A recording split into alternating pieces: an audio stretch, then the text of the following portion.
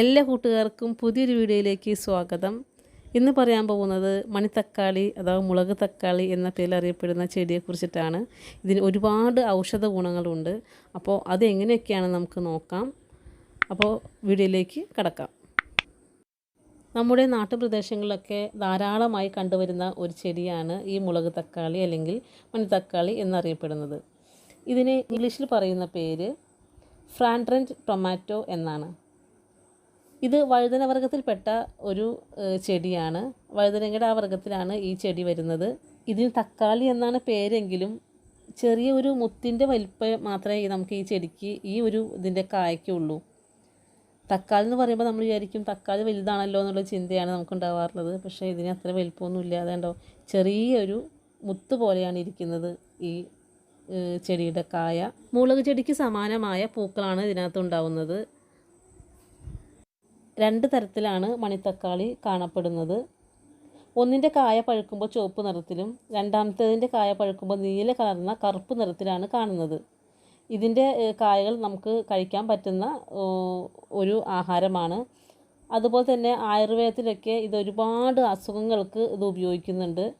ഉദാഹരണം പറയുകയാണെങ്കിൽ ഹൃദ്രോഗം, മഞ്ഞപ്പിത്തം, വാതരോഗങ്ങൾ, ചർമ്മരോഗങ്ങൾ എന്നിവയ്ക്കൊക്കെ ഔഷധമായിട്ട് ഉപയോഗിക്കുന്നുണ്ട്.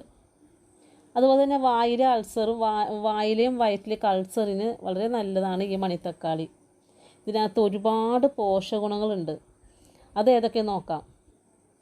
പ്രോട്ടീന്, കൊഴുപ്പ്, കാർബോഹൈഡ്രേറ്റ്, കാൽസ്യം, ഇരുമ്പ്, റൈബോഫ്ലോവിൻ, നിയോസിൻ, ജീവകം സി, ഗ്ലൈക്കോസൈഡുകൾ എന്നിവയെല്ലാം ഇതിലടങ്ങിയിട്ടുണ്ട്. പിന്നെ ഇതിൻ്റെ കായകൾ പച്ചയ്ക്കും അതുപോലെ തന്നെ ഉണക്കിയും ഉപയോഗിക്കുന്നുണ്ട്. പറിച്ചെടുത്ത കായകൾ നമ്മൾ കൊണ്ടാട്ടം, അതുപോലെ തന്നെ ചമ്മന്തി, വറ്റൽ, തമിഴ്നാട്ടിലൊക്കെ വറ്റലായിട്ട് ഉപയോഗിക്കാറുണ്ട്. അതുപോലെ തന്നെ പച്ചമുളക് നടുന്ന പോലെയാണ് നമ്മൾ ഇതിൻ്റെ വിത്തുകൾ നടുന്നത്. സാധാരണ ഗ്രോ ബാഗിലോ ചട്ടിയിലോ പാകിയിട്ടാണ് കൃഷി ചെയ്യുന്നത്. കേരളത്തിലെ എല്ലാ കാലാവസ്ഥയിലും വളരുന്ന ഒരു ചെടിയാണ് ഈ മണിത്തക്കാളി എന്ന് പറയുന്നത്. ഇതിൻ്റെ കായയ്ക്ക് ചവർപ്പ് കലർന്ന ഒരു പുളിരസമാണ്. നമ്മുടെ ശരീരത്തിലൊക്കെ ചൊറിച്ചിലുണ്ടാകുമ്പോൾ ഇതിൻ്റെ ഇല പറിച്ചെടുത്ത് അത് നീരാക്കിയിട്ട് ആ നീര് നമ്മൾ ഈ ചൊറിച്ചിലുള്ള ഭാഗത്തൊക്കെ തേച്ച് കൊടുക്കുകയാണെങ്കിൽ വളരെയധികം ശമനം കിട്ടുന്നതാണ്. പ്രായം കുറയ്ക്കുന്ന ചെടി എന്നുകൂടി ഇതിനൊരു പേരുണ്ട്. അത് വേറൊന്നും കൊണ്ടല്ല, ഇതിൻ്റെ കായ മുഖത്ത് ഉരസിയാൽ, അതായത് പാടുകളും പുള്ളികളൊക്കെ ഉള്ള ഭാഗത്ത് ഇതിൻ്റെ കായ ഉരസി കഴിഞ്ഞാൽ അതൊക്കെ ശമനം കിട്ടും. അപ്പോൾ നമ്മളെ ശരീരത്തിന് സൗന്ദര്യം വർദ്ധിക്കും. അപ്പോൾ അതുകൊണ്ട് തന്നെയാണ് ഇതിന് അങ്ങനൊരു പേരും കൂടെ വന്നിരിക്കുന്നത്. അപ്പോൾ തമിഴ്നാട്ടിലൊക്കെ ഈ ചെടി ഒരുപാട് വിൽക്കുന്നുണ്ട് മാർക്കറ്റുകളിലൊക്കെ. നമ്മുടെ നാട്ട് മാർക്കറ്റിൽ നമുക്കിത് കാണാൻ സാധിക്കാറില്ല. എന്നാൽ അതിൻ്റെ അത്രമാത്രം ഗുണമുള്ളത് കൊണ്ട് തന്നെയാണ് അവരൊക്കെ ഇങ്ങനെ സെയിൽ ചെയ്യുന്നതും ഉപയോഗിക്കുന്നതും. അപ്പോൾ ഇതും നമ്മുടെ ജീവിതത്തിൽ നമുക്ക് ഈ ചെടിയുടെ ഉപയോഗം നമുക്ക് നിലനിർത്താം. നമ്മുടെ ആരോഗ്യം നമുക്ക് വർദ്ധിപ്പിക്കാം. മറ്റ് ഇലക്കറികൾ വെക്കുന്നത് പോലെ തന്നെ നമുക്ക് ഇത് വേവിച്ചിട്ട് നമുക്ക് തോരൻ വെക്കുന്ന പോലെ വെക്കാവുന്നതാണ് ഇതിപ്പോൾ എല്ലാവരും ചട്ടികളിലൊക്കെ വെക്കുന്നുണ്ട് വീടുകളിൽ. മറ്റേത് നമ്മൾ പറമ്പിലൊക്കെ ഉണ്ടായിരുന്ന ചെടിയായിരുന്നു ഇത്. എന്നാൽ നമ്മളിപ്പോൾ ഇതിൻ്റെ ഔഷധം മനസ്സിലാക്കിക്കൊണ്ട് തന്നെ ഒട്ടുമിക്ക വീടുകളിലും ഇപ്പോൾ ചട്ടിയാണ് വളർത്തുന്നത്. ഇപ്പോൾ നിൽക്കുന്നത് കണ്ട് ചട്ടിക്കകത്താണ് നിൽക്കുന്നത്.